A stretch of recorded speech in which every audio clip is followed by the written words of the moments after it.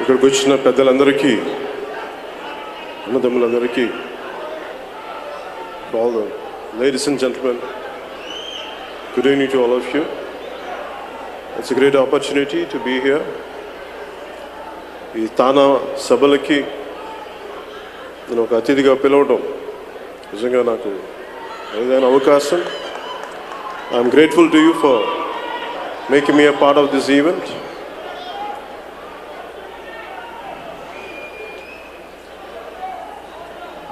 నాకు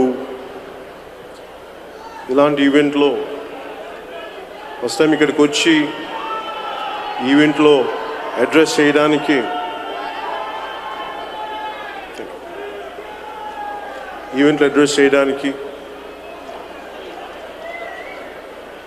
నాకు ఒక కొత్త అనుభూతి ఇది.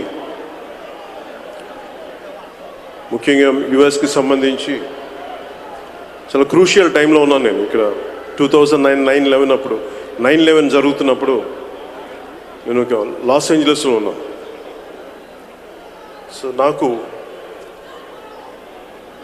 మార్పులు జరిగినప్పుడు ఇక్కడ ఒక ప్రత్యేకమైన పరిస్థితుల్లో నేను న్యూయార్క్లో కూడా ఉన్నాను. ఆ రోజు నాకు లాస్ ఏంజలస్లో ఉన్నప్పుడు తెలుగు కమ్యూనిటీ, ముఖ్యంగా నాకు చాలామంది స్నేహితులు ఉన్నారు. వాళ్ళందరికీ నాకు ఆతిథ్యం ఇచ్చి నన్ను హక్కుని చేర్చుకొని అలాంటి నా ప్రతి ఒక్కరికి పేరు పేరున నేను ధన్యవాదాలు తెలుపుకుంటున్నాను. నాకు నిజంగా మీకు ఈరోజు చెప్పడానికి for me it's not a political speech, లేదంటే ఒక సినిమా స్పీచ్ కాదు.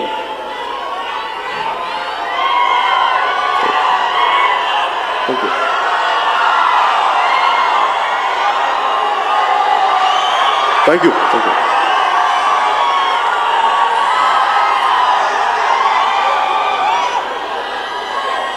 నాకు సడన్గా ఎందుకు ఇబ్బంది ఉందంటే, నేను ముందు కూర్చోవచ్చామని అనుకున్నాను. రాగానే స్టేజ్ మీదకి రావడం నాకు కూడా కొంత ఇబ్బంది ఉంది. ఇంకా అలవాటు పడలా.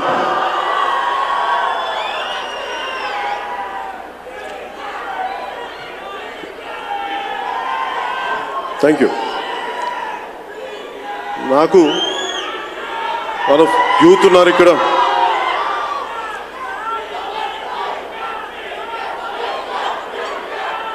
Thank you.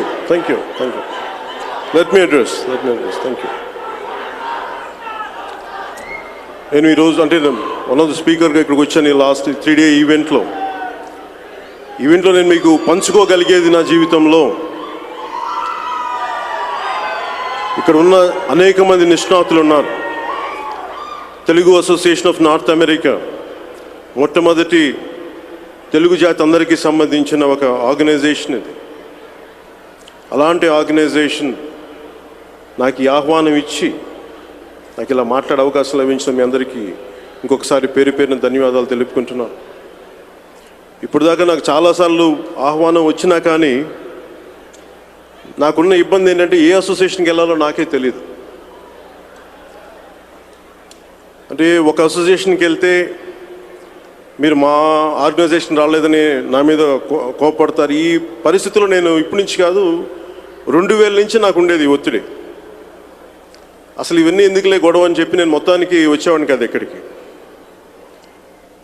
కానీ ఇప్పుడు ప్రత్యేకించి ఇక్కడికి రావడానికి, దీని ముందు డెలాస్ సభకు నేను వచ్చినప్పుడు, అలాగే వాషింగ్టన్కి లాస్ట్ టైం వచ్చినప్పుడు, ఆ రోజు తానా ప్రతినిధులకి నేను మాట ఇచ్చాను వస్తానని చెప్పి. నా మాట నిలబెట్టుకోవడానికి నేను ఈరోజు మీ ముందున్నాను. ఈరోజు నాకు చెప్పడానికి, నిజంగా పంచుకోవడానికి ఏం లేవు. నేను కోరుకునేది ఒకటే, మనందరం బాగుండాలి. మన సమాజం, మన సంస్కృతి, ఏ తెలుగు జాతి అయినా సరే మన భారతదేశం నుంచి వచ్చేసిన తర్వాత విదేశాలకు వచ్చి తిరిగి మన సంస్కృతిని ఈ రోజున చక్కగా తెలుగు మాట్లాడే సాహిత్యాన్ని మొన్న మధ్యన నాకు విశ్వనాథ సత్యనారాయణ గారి బుక్స్ నాకు కావాలని కోరుకుంటే నాకు ఎవరో ఒక ఎన్ఆర్ఐ పంపించారు. దాదాపు ఒక 40 పేజీలు 40 వాల్యూమ్స్ ఉన్న పుస్తకాలు. అది పబ్లిష్ చేయించింది ఒక ఎన్ఆర్ఐ కమ్యూనిటీ పబ్లిష్ చేయించారు. తెలుగు సంస్కృతిని, తెలుగు జాతిని, తెలుగు కల్చర్ని ఇంకా ఎక్కడో విదేశాలకు వచ్చేసి దూరంగా వచ్చేసి ఇంకా కాపాడుకుంటున్న ఆ తెలుగు వారందరికీ మనస్ఫూర్తిగా నా ధన్యవాదాలు తెలుపుకుంటున్నాను. అలాగే మీ గురించే మాట్లాడతాను.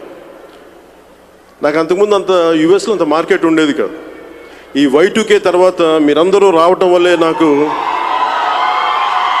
ఇంత బలమైన మార్కెట్ వచ్చింది. చాలా కాలం చెప్పేవాళ్ళు సినిమాలు బాగా ఆడతాయి యుఎస్లో అంటే నేను నమ్మేవాడిని కాదు. నన్ను ఎవరు అంటే చాలామందికి తెలుసో లేదు, నాకు నేను ఎప్పుడు ఒక యాక్టర్ నాకు ఎప్పుడు భావన లేదు నాకు చిన్నప్పటి నుంచి. ఎందుకంటే నేను ఏ కోరికలు, నా పెద్ద కోరికలు లేవు నాకు. ఏదో సాధించాలని కోరిక లేదు, ఏమీ లేదు. జీవితం నన్ను ఒక నటుని చేసింది. నాకున్న కోరికల్లా బాధపడుతుంటే ఎవరైనా సమాజంలో అసమానతల గురించి నా చిన్నప్పటి నుంచి బాధ పెట్టే అది చాలా బలంగా ఉండేది. ఆ భావన నటుని అయిన తర్వాత కూడా ఆ భావనే నన్ను రాజకీయాల్లోకి తీసుకొచ్చింది. ఈరోజు నేను మీతో పంచుకోగలిగే ఈ ముఖ్యమైన విషయాల్లో ఒకటి నా ఓటమి గురించి. ఇప్పుడు దాకా ఎవరికి ఆంధ్రప్రదేశ్లో ఎక్కడ చెప్పలేదు, ఇండియాలో ఎవరికి చెప్పలేదు. ఫస్ట్ టైం నేను ఈ తానా మహాసభ నుంచి, అమెరికా గడ్డ నుంచి నా ఓటమి గురించి, నా అపజయం గురించి మనస్ఫూర్తిగా మీతో మనసు విప్పి మాట్లాడాలనుకుంటున్నాను. అందరికీ నేను ఎందుకు చెప్తున్నానంటే, ఇది నాకు చిన్నప్పుడు మా అమ్మ ప్రతిరోజు ఒక లైట్ ఆన్ చేస్తూ దండం పెట్టుకునేది. మా అమ్మ సాయంత్రం 6 గంటలకు కరెక్ట్గా సంధ్యా సమయం. మా అమ్మని అడిగేవాడు, ఎందుకమ్మా ఏ దేవుడికి దండం పెట్టుకుంటున్నావు అంటే, మా అమ్మ అనేది ఏ దేవుడి కంటే థామస్ ఆల్వా ఎడిసన్కి దండం పెట్టుకుంటున్నాను అనేది. మా అంటే మనకి విలువలు ఎంత బలంగా పాటిస్తారంటే మన ఇళ్లలో ఒక శాస్త్రవేత్తకి అంత గొప్ప గౌరవం ఇవ్వడం. నేను తర్వాత అది ఇంట్రెస్ట్గా థామస్ ఆల్వా ఎడిసన్ గురించి నేర్చుకుంటా ఉంటే, ఆయన ప్రతిసారి బల్బ్ ఎక్స్పెరిమెంట్ ఫెయిల్ అవుతూ ఉంటే, ప్రతిసారి ఫెయిల్ అవుతున్నా, ఎందుకు ఇన్నిసార్లు ఫెయిల్ అవుతున్నా ఉంటే, అంటే ఇంకా ఎలా బల్బ్ ఎలా కనిపెట్టకూడదో నేను ప్రతి ఫెయిల్యూర్ నుంచి నేర్చుకుంటున్నానని. బల్బ్ ఎలా కనిపెట్టాలో అంటే ప్రతి ఫెయిల్యూర్ అపజయం విజయానికి దారి. చాలామందికి అంటే నేను జనసేన పార్టీ పెట్టినప్పుడు నేను చాలా ఆలోచించి పెట్టాను. జనసేన పార్టీ సినిమాల్లో చాలా అద్భుతమైన కెరీర్ ఉండి, ఇంతమంది ప్రేమ ఉండి, ఎందుకు పెట్టానంటే స్వామి వివేకానంద పుస్తకాలు చదివి, ఇంకోటి చదివి, దేశం గురించి ఎక్కడో షికాగోలో ఆయన కూర్చొని ఉపన్యాసం విని మన దేశ సంస్కృతి ఇంత గొప్పదని చెప్పి, మన మధ్య రకరకాల గొడవలతోటి మనకి ఇబ్బంది కలుగుతున్నప్పుడు మనందరం ఐక్యత లేదు, మనందరం విడిపోతున్నాం, ఐక్యత దెబ్బతింటుంది. అది ఒక రోజున దేశ సమగ్రతగా భంగం వాటిల్తో భయం ఉండేది నాకు. మన స్వదేశంలోనే ద్వితీయ శ్రేణి పౌరులుగా బతకాల్సిన అలా దుస్థితి విని భరించాల్సిన ఇవన్నీ నాకు దేశానికి మంచిది కాదనిపించింది. సమగ్రతకి ఉన్న రాజకీయ నాయకులు పెద్దలందరూ ఏ ఒక్కరు కూడా ధైర్యంగా మాట్లాడలేకపోతుంటే నిజంగా నాకు ఆవేదన కలిగి, దేశాన్ని ప్రేమించేవాడిగా నేను మాట్లాడాలని చెప్పి, నాకు ఆ రోజు నాకు పదవులు వస్తాయో లేదో తెలియదు, ఎన్నికల్లో పోటీ చేస్తానో లేదో తెలియదు, కానీ ఒక బలమైన ఈ సరికొత్త తరానికి మీ గుండెల్లో ఉండే ఆవేదనను చెప్పగలిగే బలమైన గొంతు కావాలని చెప్పి నేను జనసేన పెట్టాను. దాని వెనక నేను చాలా దెబ్బలు తింటానేమో రెడీ అయిపోయాను. ఎవరో ఒకళ్ళు వచ్చి సత్యాన్ని మాట్లాడకపోతే, ఇన్ని కోట్లాది మందిలో గొంతు గళవిప్పలేని తాలూకు నుంచి వారి ఆవేదన నేను ఆవిష్కరించకపోతే చాలా తప్పు చేసిన వాడిని అవుతాననిపించింది. సినిమాల్లో గంటలు డైలాగులు చెప్పడం వేరు, ఛాలెంజ్లు చేయడం వేరు. నిజ జీవితంలోకి వచ్చి మాట్లాడాలంటే చాలా గుండె బలం కావాలి, చాలా గుండె ధైర్యం కావాలి.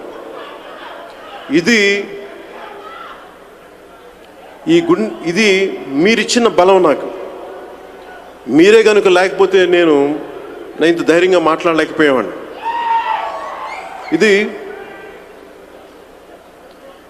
ఈ అపజయం గురించి నాకు మాట్లాడదాం అనుకుంటుంటే, నాకేమనిపించేదంటే,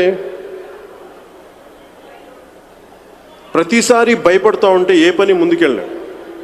నేను యాక్టర్గా ముందుకెళ్ళడానికి కూడా నాకు చాలా భయం. ఈ రోజున ఇలాంటి సభలో మాట్లాడాలంటే ఒకప్పుడు నాకు చాలా ఇబ్బంది ఉండేది. ఏం మాట్లాడాలో తెలియదు, ఎలా మాట్లాడాలో తెలియదు.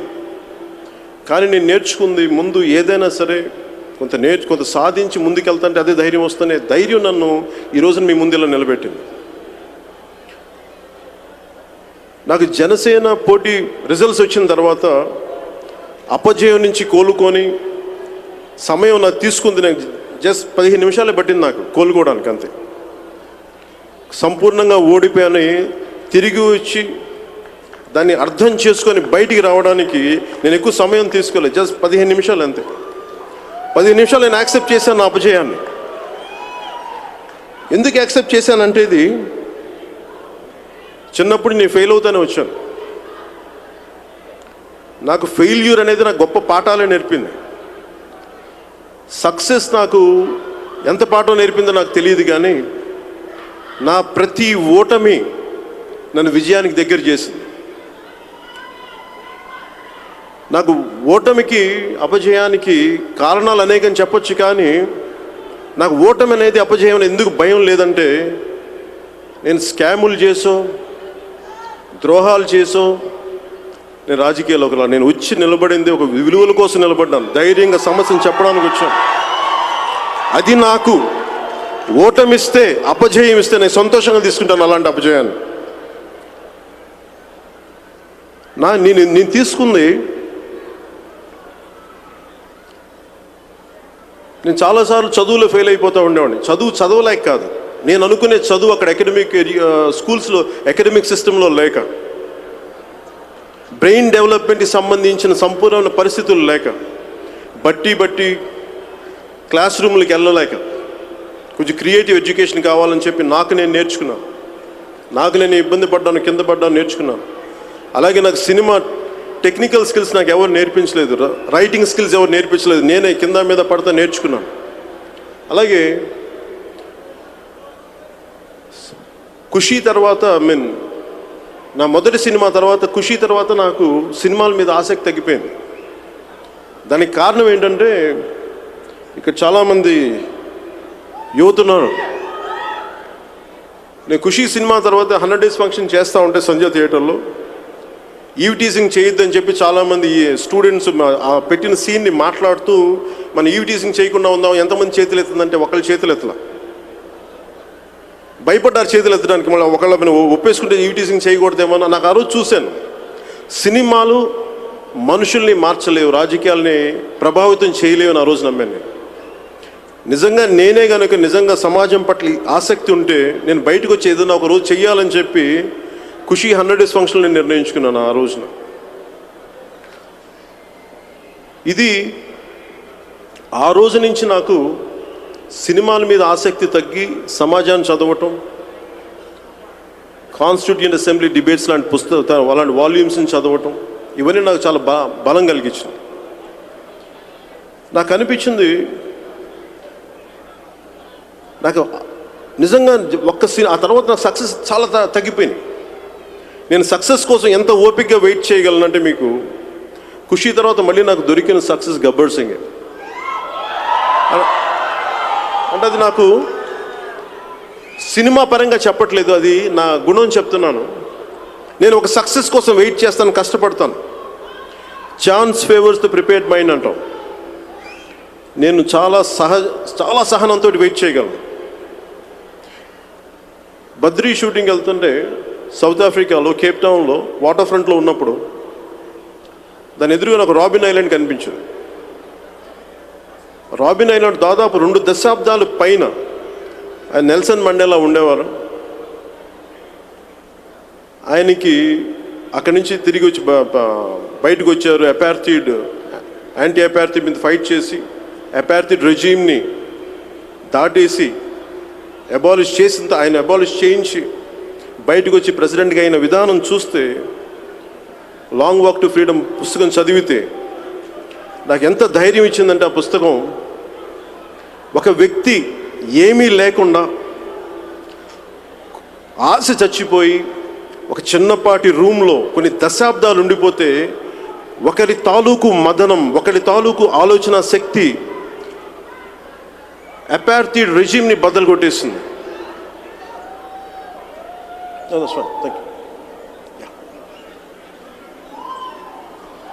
అలాగే నేనేం నమ్ముతానంటే, నాకు నెల్సన్ మండేలా లాంటి కష్టాలు లేవు, నన్ను ఎవరు జైల్లో పెట్టలేదు.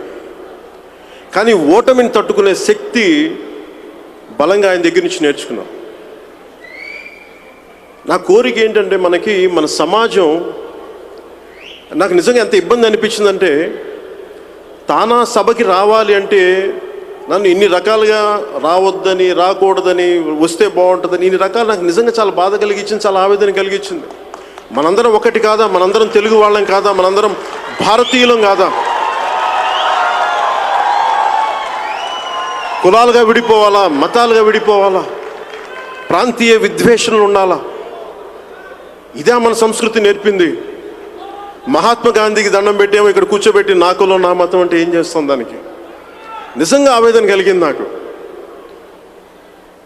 అంటే మనకి ఎన్ని ఆర్గనైజేషన్స్ ఉన్నప్పటికీ మనందరం ఎందుకు కలిసికట్టుగా ఉండాలంటే, ఒక్కొక్కసారి అవసరాలు వచ్చినప్పుడు బయటోడు చేయడు, మనమే చేసుకోవాలి. బయట వాళ్ళు ఎవరు వచ్చి మనకు సహాయం చేయరు. మనమే కూర్చొని మన సమాజాన్ని మనమే బాగు చేసుకోవాలి. నేను ఎప్పుడు కూడా అందరినీ ఇన్క్లూజివ్ వ్యక్తినే తప్ప నేను కూర్చోబెట్టి, నాకు తెలియదు నిజంగా, నాకు కులం మతం నాకు తెలియదు. నాకు అనిపించిన దేవుడు, మా ఇంట్లో చేసిన ప్రార్థనలు తెలుసు తప్ప నాకు నిజంగా నాకు కులాలు అనేవి తెలియదు. నాకు అలాగే ప్రాంతీయ విద్వేషణలు తెలియదు. నాకు చాలా సింపుల్ చిన్న జీవితం మాది. అలాంటి జీవితం నుంచి పెరిగి పెద్ద అయ్యే కొద్దీ గొప్పగా ఉంటుంది సమాజం అని చూస్తే, ఇంత విద్వేషణలు ఉంటాయా? ఇంత విడిపోతారా మనుషులు అంటే నాకు నిజంగా ఆవేదన కలిగించింది. అందరూ కులాలను విడదీస్తారు, అందరినీ మనుషుల్ని విడదీస్తారు, కానీ నేను మనుషుల్ని కలపడానికి వచ్చాను. నేను మనందరం కలిసి ఉండాలని గాఢంగా కోరుకొని వచ్చాను. అది నాకు అపజయమే కలిగిస్తే నేను అపజయాన్నే ఆస్వాదిస్తాను, అపజయాన్ని నేను స్వీకరిస్తాను. కానీ మనుషుల్ని విడగొట్టయితే నేను రాజకీయం చేయలేను. మనుషుల్ని కలిపే రాజకీయం చేస్తాను. కష్టంగా ఉండొచ్చు, ఇబ్బంది ఉండొచ్చు. ఇలా చేస్తే నువ్వేం రాజకీయవేత్త అంటారు. నేను రాజకీయవేత్తను కాదు, నేను మనిషి మనసు నమ్మేవాడిని, మానవత్వాన్ని నమ్మేవాడిని. రాజకీయ లబ్ధి కోసం మనుషుల్ని విడగొట్టి మనందరం విడివిడిగా వెళ్ళిపోతుంటే సమాజం ఎంత విచ్ఛిన్నం అయిపోతుందో మనం ఊహించుకోలేం. ఇప్పుడు సెకండ్ వరల్డ్ వార్లో ఒక చిన్న ఎక్కడ ఒక రైటర్ దగ్గర చదివాను. దాంట్లో ఒక కాలనీలో ఉన్న ఒక వ్యక్తి చెప్తా ఉంటాడు, సోషలిస్ట్ అని పోలీసులు అరెస్ట్ చేస్తే సోషలిస్ట్ అని నేనేం మాట్లాడలేదు. తర్వాత వచ్చి కమ్యూనిస్ట్ అంటే కమ్యూనిస్ట్ అని చెప్తే నేనేం మాట్లాడలేదు. అలాగే ఇంకొకరు కూర్చోబెట్టి ఇంకొక మతం అని, ఇంకొక ఫాదర్ అని చెప్పేసి, ఒక రెవరెండ్ అని చెప్పి వదిలేసాం. తర్వాత నెక్స్ట్ డే ఒక జ్యూయిష్ అని చెప్పి అరెస్ట్ చేస్తే అప్పుడు వదిలేసి నేను మాట్లాడలేదు. నన్ను అరెస్ట్ చేయడానికి వస్తే నా తరపున మాట్లాడడానికి ఒక్కడు లేరని చెప్పి. అలాగే మనందరం ఇది నాకు సంబంధం లేదు, ఇది నా కులం కాదు, నాకు ప్రాంతం కాదు, నాకు ఇలా కొట్టుకుంటా పోతే రేపు పొద్దు నిజంగా మన సమస్య వచ్చినప్పుడు ఒక్కళ్ళు కూడా మనం రక్షించే వాళ్ళు ఉండరు. దానిని మిగతా వాళ్ళు ఎలా ఆలోచిస్తారో నాకు తెలియదు. కానీ నేనైతే ఒకటే నిర్ణయించుకున్నాను, మనందరం కలిసి ఉండాలి. భారతదేశం కోసం, భారతదేశ సమగ్రత కోసం, మనదైన తెలుగు సంస్కృతి జాతి మనం కలయకపోతే దేశం విచ్ఛిన్నన కారణమవుతాం. నేను భారతదేశాన్ని ప్రేమించేవాడిగా ఆ తప్పు నేను చేయలేను అందరిలాగే. అందుకే నేను మీకు హామీ ఇస్తున్నాను, ఈ అపజయం నన్ను మరింత బలోపేతం చేసింది, మరింత మీకు అండగా నిలబెట్టడానికి ఇక్కడ ఉంచేలా చేసింది. అంటే చాలామంది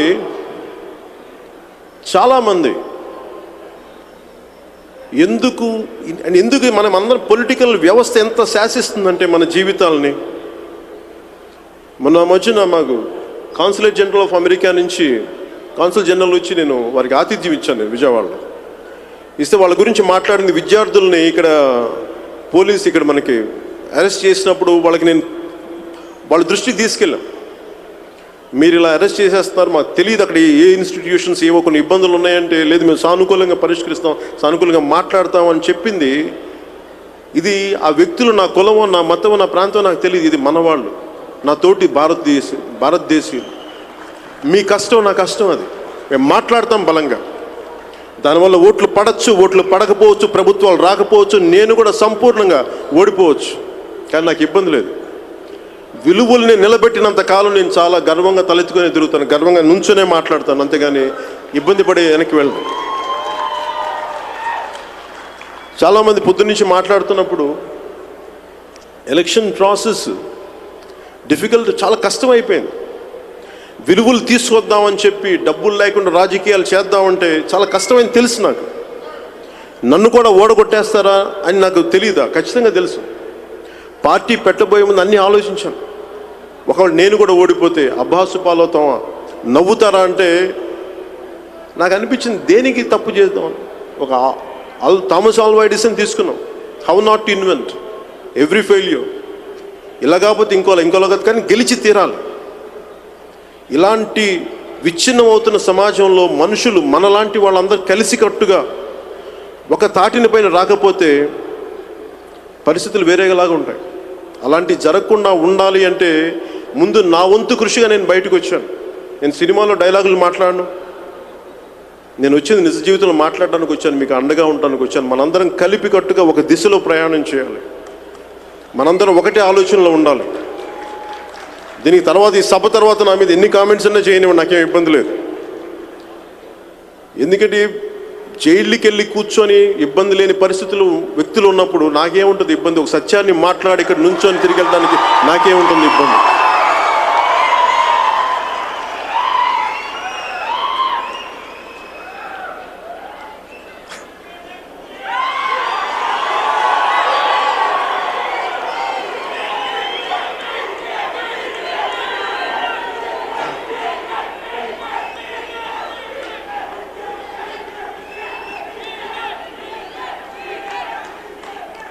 వాషింగ్టన్ ఇంత చెమట పట్టిస్తుంది నాకే తెలియలేదు.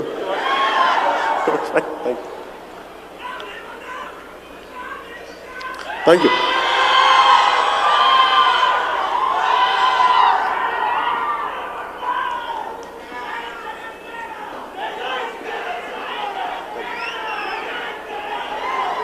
చూసుకుంటారా? Oh sir fine.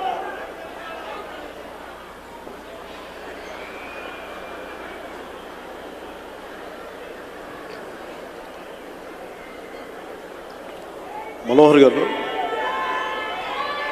why don't you have a few words? Please do come, sir.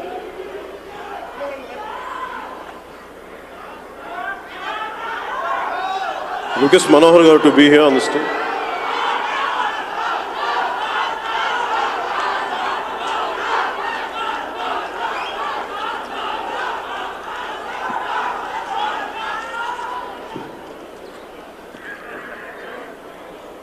నా కోరిక ఒకటే, ఏ పార్టీ అయినా కానీ అది కుల సంఘాలుగా అవ్వకూడదనే నా విన్నపం, నా విజ్ఞాపం.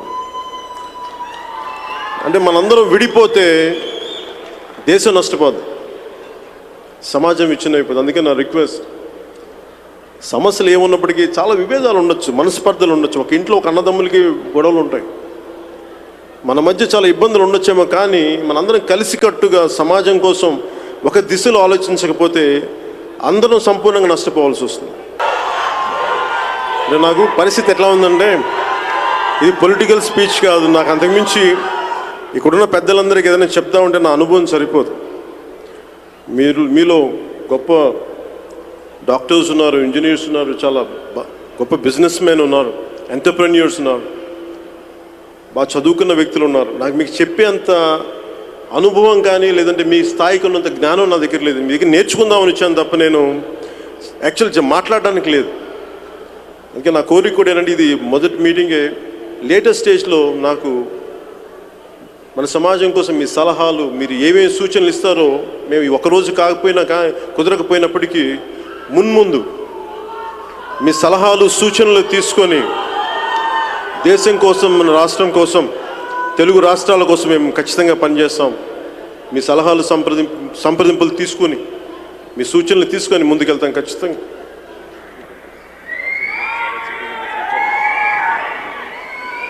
అలాగే అమెరికా లాంటి ఇంత విశాలమైన దేశాన్ని వెళ్ళాలంటే ఒక వాషింగ్టన్ సరిపోదు. వచ్చే ఫ్యూ ఇయర్స్లో మీ అందరిని ప్రత్యేకించి స్మాల్ గ్రూప్స్ కానీ లేదా ఇంటరాక్ట్ అవ్వడానికి అంటే మీ ఉద్దేశాలు తెలుసుకోవడానికి డిఫరెంట్ యుఎస్ సిటీస్ నేను విజిట్ చేయడానికి కూడా నేను సంసిద్ధంగా ఉన్నాం. మేము వచ్చి మాట్లాడతాం.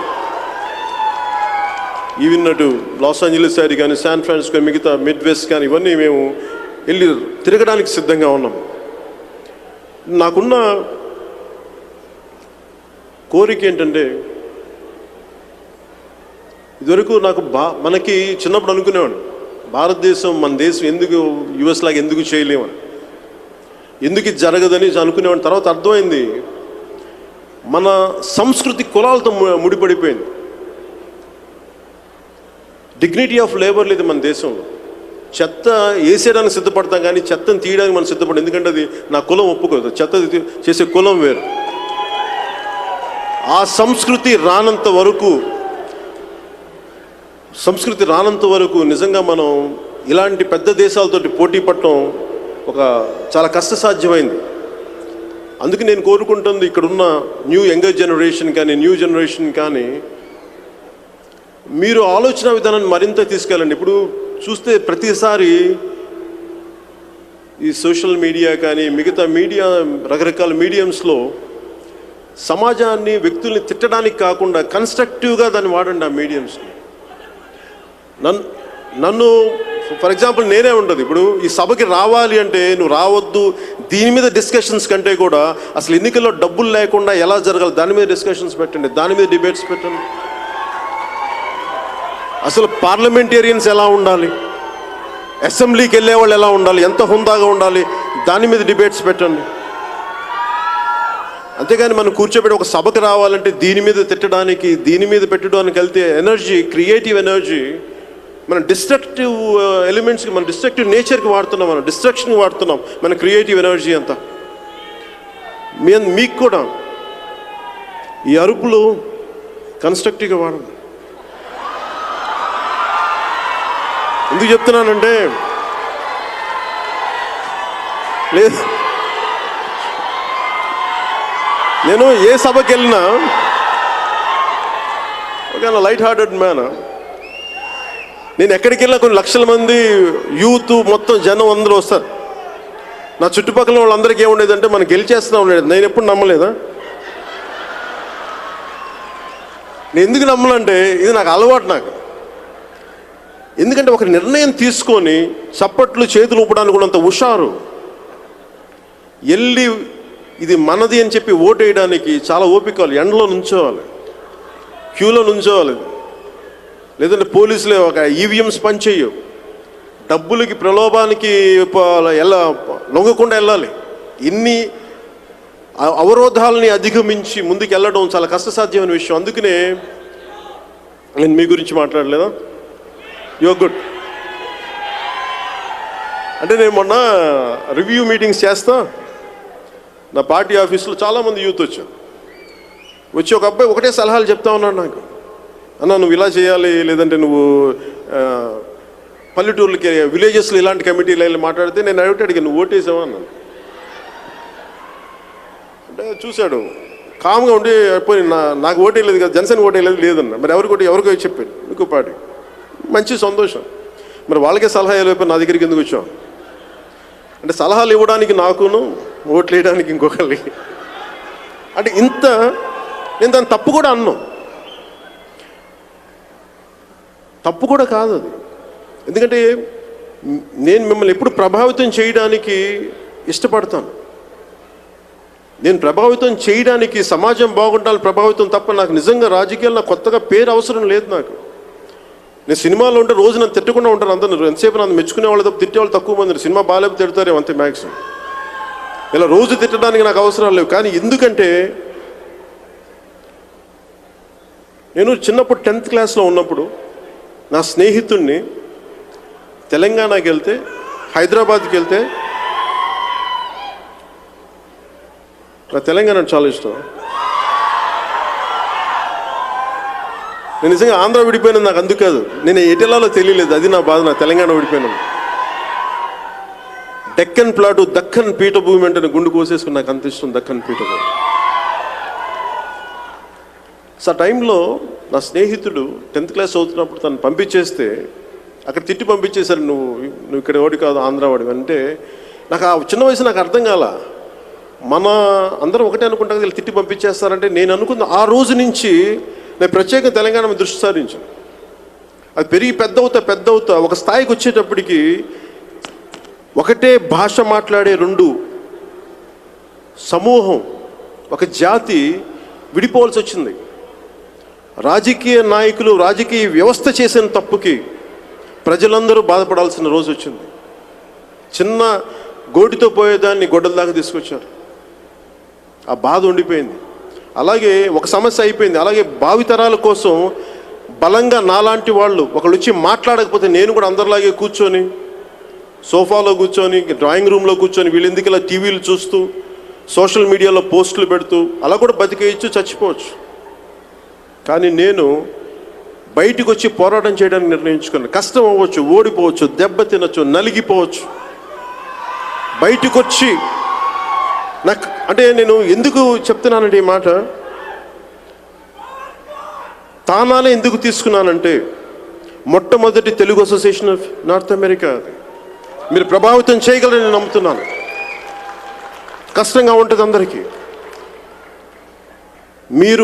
మీరు కనుక పెద్ద మనసుతోటి అంటే మీరు కాంట్రిబ్యూషన్ అందరూ నన్ను అడుగుతారు, మీకు ఎంత డబ్బులు ఇవ్వాలంటే నా డబ్బులు వద్దు. నాకు నేను డబ్బుల కోసం అయితే నేను రాజకీయాల్లో రాలా. అందరూ మీరు మనసు ఇవ్వండి, మంచి సమాజం కావాలని కోరుకోండి, అలా దానికోసం నేను వచ్చాను తప్ప రాజకీయాల్లోకి నాకు డబ్బులు ఇవ్వగలరు. నేను చూడని జీవితం లేదు. లేదంటే ఇది నా సంపాదనతో నేను ఏదైనా చేయగలను. ఈ రోజుకి నేను సినిమా చేస్తే నాకు బోల్డంత డబ్బు ఉంది. నాకు అది డబ్బుకి నాకు ఇబ్బంది లేదు నాకు. కానీ సమాజం విచ్ఛిన్నం అయిపోతే నాకు చాలా బాధ ఉంది. నా బిడ్డలు తరానికి విచ్ఛిన్నం అయిపోయిన సమాజంలో నా బిడ్డలు పెరగడం నాకు ఇష్టం లేదు. నా బిడ్డలు అందరి బిడ్డలతో సహా నేనేం చేయగలను చెప్పి వచ్చాను తప్ప రాజకీయాల్లోకి నాకేదో తీసుకెళ్దాం, నాకు రాజకీయాల్లోకి రాలేదు. మాకు అవసరం లేదు. మనోహర్ గారికి కానీ మాకు కానీ ఎవరికి అవసరాలు లేవు మాకు దీంట్లో. ఈ రోజున మేము మా ఓటమి విలువలతో పోరాటం చేసాం, ఓడిపోయాం. దానికి మాకు చాలా గర్వంగా ఉంది. ఈ ఓటమి మాకు చాలా బలాన్ని ఇచ్చింది. ఎన్ని కష్టాలైనా సరే ఆంధ్రప్రదేశ్కి కానీ, తెలంగాణకు కానీ, తెలుగు జాతికి కానీ, భారతదేశానికి మేము చాలా బలంగా నిలబడతాం. అలాగే మాకు ఉన్న సమస్యలు కూడా చాలా కష్టమైన సమస్యలు. అన్లెస్ మీరందరూ కలిసి ఒక ఉమ్మడిగా ఒక ఆలోచనని, ఒక ప్రణాళికని మీరు ముందుకు తీసుకెళ్ళిపోతే, మాలో తప్పులు ఉంటే మీరు సరిదిద్దండి వాటిని. అలాగే మీ సలహాలు సూచనలు ఏదైనా మన దేశానికి సంబంధించి, అలాగే అభివృద్ధి అనేది కోరుకోవాలి. మనం ఇక్కడ రాకూడదు, ఎవరు పెట్టుబడులు రాకూడదని తరహాలో ఎవరైనా మనం ఆలోచిస్తే భారతదేశం ఎలా అభివృద్ధి జరుగుద్ది, ఆంధ్రప్రదేశ్ ఎలా అభివృద్ధి జరుగుద్ది, తెలంగాణ ఎలా అభివృద్ధి జరుగుద్ది. మనం నియంత్రణలాగా ఉంటే అలా పాలకుల్లాగా ఉండాలి. ఎందుకంటే నేను చాలాసార్లు నేనేం నమ్ముతాను, మన దేశం నాయకుడిని ప్రేమిస్తే, నాయకుడిని చూసి భయపడే దేశం కాదు, నాయకుడిని ప్రేమించే దేశం. ఎవ్వరికి భయపడరు దేశం. నాయకుల్ని చూస్తే ప్రేమించాలి, కానీ భయపడుతున్నారంటే ఏదో ఒక రోజున వాళ్ళు పతనాన్ని తీసుకొచ్చేస్తారు జనం. అది నాయకులు కూడా చాలా గుర్తుపెట్టుకోవాలి. భయపెట్టి పాలిస్తామంటే భయపడడానికి ఇది మామూలు దేశం కాదు, భారతదేశం. అది అందరూ గుర్తుపెట్టుకోవాలి. నాయకులందరూ చాలా బలమైన దేశం. భారతదేశాన్ని ఎవరు కబంధ హస్తాల్లో పెట్టలేరు. అది ఆంధ్రప్రదేశ్ కావచ్చు, తెలంగాణ కావచ్చు, సంపూర్ణ భారతదేశం కావచ్చు, ఏదైనా కావచ్చు. మనం ప్రేమిస్తే నాయకుడిని గాంధీ గారిని గుండెలో పెట్టుకున్నట్టుగా పెట్టుకుంటాం. నాయకుడిని అవసరం లేదని తీసి పక్కన కూడా పెడతాం. అంత శక్తి ఉంది. నా విన్నపం, నా మెసేజ్ కూడా ఏంటంటే, డబ్బులు ఇచ్చి ఓట్లు మనం అమ్మేసుకునే పరిస్థితులు ఉన్నాయి. దానివల్ల మనం కోల్పోతుంది ఏంటి అక్కడంటే, మన మోరల్ స్ట్రెంగ్త్ పోతున్నాం, మన నైతిక బలం పోతుంది. డబ్బులు ఇచ్చి కొనుక్కున్న వెంటనే నాయకులకి అసలు ప్రజల మీద గౌరవం లేదు. అసలు వీడు డబ్బులు ఇచ్చాం, వీడు ఓట్లు కొనేస్తాం, వీళ్ళని పట్టించుకోవాల్సిన అవసరం లేదు అని ఎవరి పద్ధతిలో వాళ్ళు ఉంటారు. రాను నాకు భయం కూడా ఏంటంటే, ఇలాంటి పరిస్థితులు ముందు రాబోతూ ఉన్నాయి. అలాంటి సమాజం రాకుండా ఉండాలంటే మీ అనుభవం, మీరు మీ ఊళ్ళల్లో, మీ విలేజెస్లో కానీ, మీ స్వగ్రామాల్లో కానీ, మీ స్వస్థలాల్లో కానీ ఈ మెసేజ్ని మీరు బలంగా పదే పదే తీసుకెళ్ళకపోతే నాకు నిజంగా భయం వేస్తూ ఉంటుంది, ఫ్యూచర్ ఎలా ఉంటుంది భారతదేశం అనేది. అందుకని మీ అందరూ మేము కోరుకుంటుంది, మేము నిలబడి ఉన్నాం, దెబ్బతిని కూడా ఈరోజు మీ ముందు వచ్చి నిలబడి ఉన్నాం. దానికి ఎందుకంటే మాకు దేశం మీద ఉన్న ప్రేమ, మన సమాజం మీద ఉన్న ప్రేమ. మీ అందరూ ఆశీస్సులు కావాలి అని కోరుకుంటున్నాం.